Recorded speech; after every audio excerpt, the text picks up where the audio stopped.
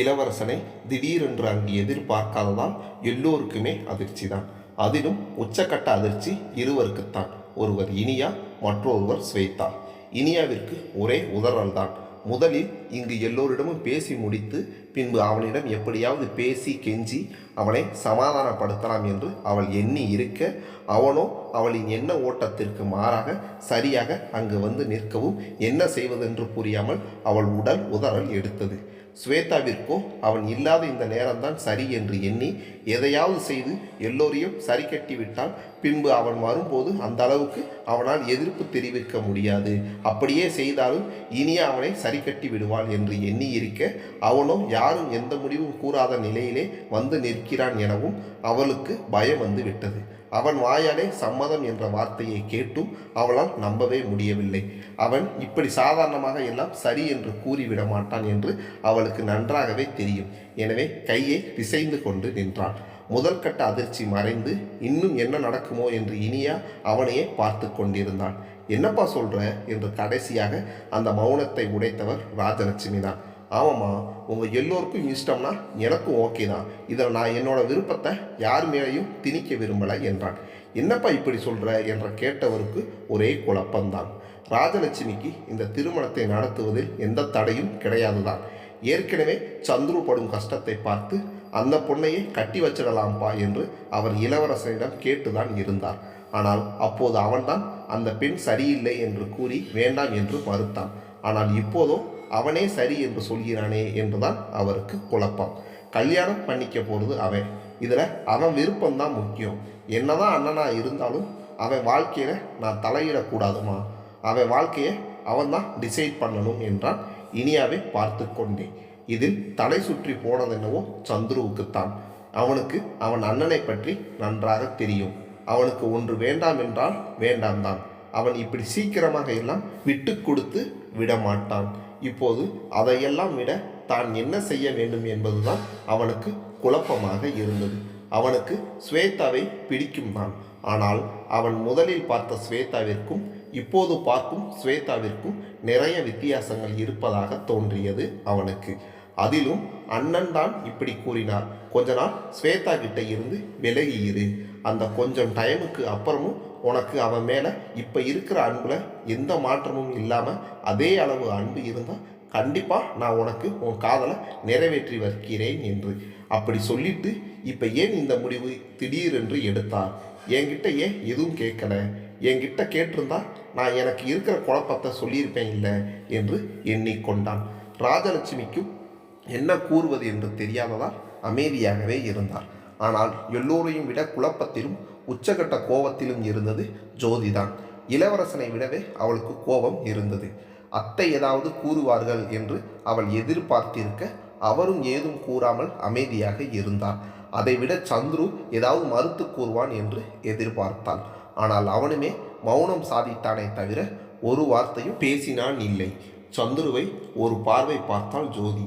அவனோ அவளின் பார்வையை கண்டு தலை குனிந்து கொண்டான். ஜோதிக்கு இவனா இப்படி என்று ஆயாசமாக இருந்தது. அவனுக்கு போயும் போயும் ஸ்வேதா தான் கிடைத்தாளா என்று இருந்தது. அவள் மனதால் இதை ஏற்றுக்கொள்ளவே இயலவில்லை. இத்தனை நாள் இவன் இதை கூறவில்லையே என்று கோபமாக வந்தது. அவன் யாரையோ விரும்புகிறான் என்று அவளுக்கு தெரியும் தான். அது இளவரசனுக்கு பிடிக்கவில்லை என்று கூட இனியா கூறியிருக்கிறாள். ஆனால் அவளுமே அது ஸ்வேதா தான் என்று கூறியதில்லை. அவளுக்கு இப்போது எல்லாம் புரிந்தது. தனக்கு ஸ்வேதாவை பிடிக்காது என்பதால் தான் அவள் தன்னிடம் ஏதும் அதை பற்றி சொல்லவில்லை என்பது. தங்கையை முறைத்துவிட்டு அமைதியாக இருந்தான். வீட்டினுள் நுழைந்த ராஜகோபால் அனைவரையும் பார்த்து வியந்தார். இளவரசன், சந்துரு, ராஜலட்சுமி, மோகன், பவித்ரா என எல்லோரும் ஒன்றாக இருப்பதை பார்த்தவருக்கு இப்போது என்ன பிரச்சனையோ என்ற எண்ணம் தான் தோன்றியது.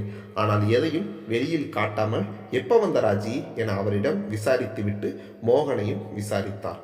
ஒரு நிமிஷம் பேசிக்கிட்டு இருங்க, ட்ரெஸ் சேஞ்ச் மட்டும் பண்ணிட்டு வந்துடுறேன் என்று விட்டு உள்ளே நுழைந்தவருடன் லட்சுமியும் சென்றார். உள்ளே சென்று மனைவியிடம் எல்லாவற்றையும் கேட்டு தெரிந்து கொண்டவருக்கு ஏன் தான் தன் மகள் இந்த விஷயத்தில் தலையிடுகிறாளோ என்ற எண்ணம் தான் தோன்றியது. அவள் வாழ்க்கையை அந்தரங்கத்தில் தொங்கிக் கொண்டிருக்க தேவையில்லாமல் ஏன் இவள் இப்படி நடந்து கொள்கிறாள் என்று எண்ணியவர் ரெஃபரன்ஸ் செய்து கொண்டு திரும்ப வெளியே சென்றார். அவர்கள் திரும்ப வெளியே செல்லும் போதும் அங்கு அமைதி மட்டுமே நிலவி கொண்டிருந்தது. அந்த அமைதியை தாங்கிக் கொள்ள இயலாமல் ராஜலட்சுமியிடம் திரும்பிய ஜோதி, ஏன் அத்தை, தெரியாம தான் கேட்குறேன், இப்போ எதுக்கு இப்படி திடீர்னு ஒரு கல்யாணத்தையே பேசி முடிக்கிறீங்க, அப்படி என்ன அவசரம் இப்போ என்றாள். எனக்கு என்ன சொல்றதுன்னு தெரியல ஜோதி, எனக்கும் அப்படித்தான் தோணுது. இப்போ திடீர்னு ஏன் இப்படி பேசணும் என்று கூறி மகன்கள் இருவரையும் பார்த்தார். சந்துருவோ தலை முடிந்தபடி இருக்க இளவரசன் தான் பேச ஆரம்பித்தான். எனக்கும் ஒன்றும் இதை உடனே இப்படி பேசணும்னு இல்லைம்மா, ஆனால் நான் ஏற்கனவே சொன்ன மாதிரி இதில் நான் சொல்கிறதுக்கு எதுவும் இல்லை. எனக்கு எந்த அப்ஜெக்ஷனும் இல்லை. அதைத்தான் நான் சொல்ல வந்தேன். என்னவோ நான் தான் இதுக்கு தடையாக இருக்கிற மாதிரி எல்லோரும் நினைக்கிறாங்க. நான் வேண்டாம்னு தான் சொன்னேன். ஆனால் அது சந்துருவோட வாழ்க்கை. அவனுக்கு பிடிச்ச லைஃப் தான் அவன் சூஸ் பண்ணணும். ஸோ நீங்கள் எந்த முடிவு எடுத்தாலும் எனக்கு ஓகே. அதை தவிர இப்போவே இதை நீங்கள் கன்ஃபார்ம் பண்ணணும்னு எல்லாம் நான் சொல்லலை. மற்றபடி எல்லாம் உங்கள் முடிவு, அவ்வளவுதான் என்றான். இப்போது எல்லோரும் ராஜலட்சுமி என்ன கூறப் போகிறார் என்று அவர் முகத்தையே பார்த்தார்கள். அப்போது அத்தை என்று இனிய ஆரம்பிக்கும் போதே அவளை நிறுத்திய ராஜலட்சுமி, பொறு இனியா, அவன் அவனோட முடிவை சொல்லிட்டான் தான், அதுக்காக எல்லாத்தையும் நான் இப்போவே முடிவு பண்ணிட முடியுமா என்ன? எனக்கு நிறைய யோசிக்கணும். இது ஒன்றும் விளையாட்டு விஷயம் இல்லை. என் பையனோட வாழ்க்கை. இந்த பொண்ணை நான் இது வரைக்கும் 2 முறை தான் பார்த்துருக்கேன். என் பையனுக்கு பிடிச்சிருக்கு, சரிதான். ஆனால் அதுக்காக பசங்க சொல்கிறத கண்ணை மூடிட்டு ஒத்துக்க சொல்றியா என்று நிதானமாக வினவினார். இல்லை அத்தை, நான் அப்படி சொல்லலை, நீங்கள் யோசிச்சே சொல்லுங்க என்றவளின் குரலில் குழப்பம்தான் தெரிந்தது. அதைவிட இப்போ சந்துரு கல்யாணத்துக்கு என்ன அவசரம்? அவனுக்கு மூத்தவன் இருக்கும்போது இவன் கல்யாண விஷயத்தை பற்றி இப்போ ஏன் பேசணும்? என்னை பொறுத்த வரைக்கும் என் பெரிய பையனுக்கு கல்யாணம் பண்ணிட்டு அப்புறம்தான் இவன் கல்யாணத்தை பற்றி யோசிக்கணும். இப்போ ஏன் வீணா இதை பற்றி பேசணும் என்றான். அம்மா, இப்போ என் கல்யாணத்தை பற்றி ஏதும் பேச வேண்டாம் ப்ளீஸ் என்றான் இளவரசன். நீ சும்மா இருடா, உனக்கு எதுவும் தெரியாது என்றார். பின்பு ராஜகோபாலிடம் திரும்பியவர், நான் சொல்கிறது சரிதானே அண்ணா?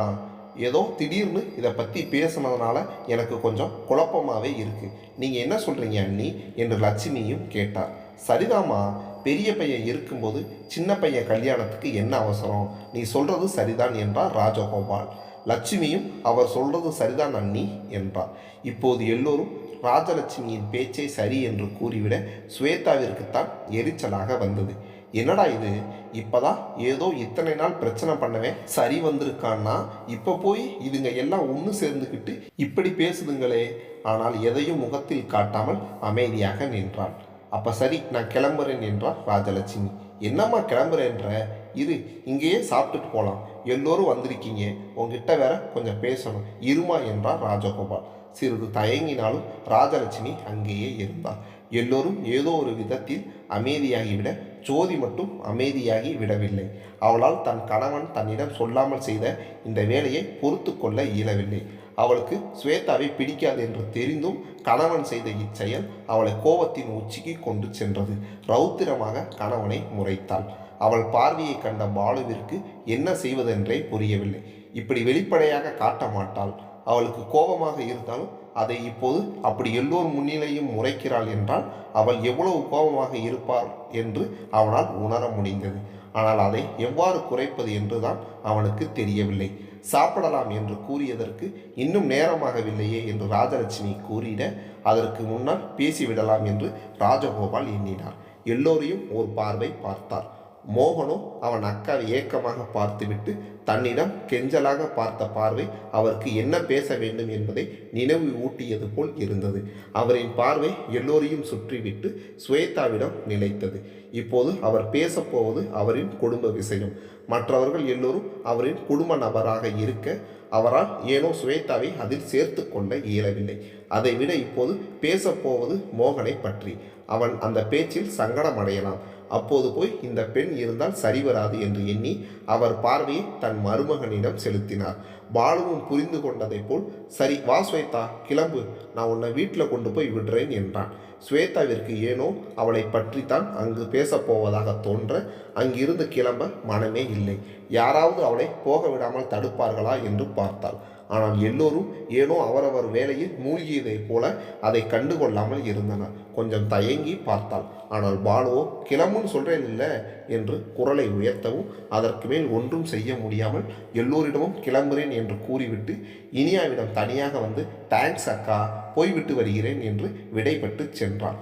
அதை பார்த்த இளவரசனுக்குத்தான் எரிச்சலாக வந்தது. கோபத்துடன் முகத்தை திருப்பிக் கொண்டான்.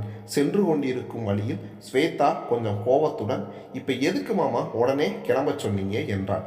பாலுவுக்கு ஏற்கனவே மனைவி தன்னை முறைக்கிறாள் என்ற கோபம் இருக்க, இப்போ அவங்க ஏதோ பர்சனலாக பேச போகிறாங்க, அதில் நீ எதுக்கு என்றான். என்னை பற்றி பேசும்போது நான் இருக்க வேண்டாமா என்றால் ஆத்திரத்துடன். பாலுவும் கோபத்துடன், லூசா நீ, உன்னை பற்றின பேச்ச ஒன்றும் அவங்க பேச போகிறதில்ல, அதை பற்றி ஏற்கனவே பேசி முடிச்சாச்சு. மாமாவோட தம்பி வந்திருக்காரு, அவங்க ஏதோ பேசுவாங்க, நான் இருந்தால் கூட அவங்களுக்கு சங்கடமாக இருக்கலாம்ன்ற நினைப்பில் நானே கிளம்பி வந்துட்டேன், நீ என்னடானா என்றான். ஸ்வேதாவிற்கும் இவன் இந்த அளவிற்கு இறங்கி வந்தது பெரிது என்று தோன்றிவிட அடங்கி போய் விட்டாள்.